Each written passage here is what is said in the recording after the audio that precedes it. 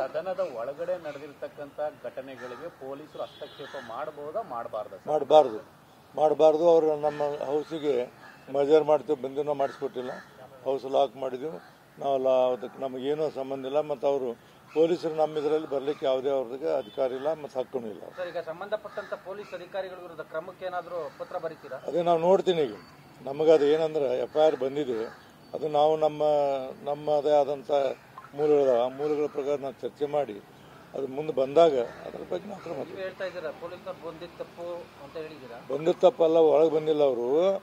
ಈ ಘಟನೆ ಮಧ್ಯಾಹ್ನ 1 ಗಂಟೆಗೆ ಆಗಿದೆ ಇದರಲ್ಲಿ ವಿಧಾನ ಪರಿಷತ್ನ ಅಂತ ಹಾಕ್ಯಾರ ಅವರು FIR.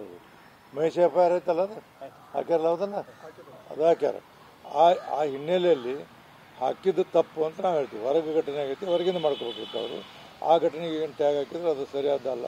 ಅದು ನಮ್ಮದೇ ಆದಂಥ ನಿಯಮದ ಪ್ರಕಾರ ನಾವು ಅವ್ರಿಗೆ ನೋಡಕ್ಕೆ ಹಚ್ಚಿವಿ. ಅದನ್ನ ನೋಡಿ ನಮ್ದು ಏನಾರು ವೈಲೇಟ್ ಮಾಡಿದ್ರೆ ಅವ್ರ ಪ್ರಕಾರ ನಾವು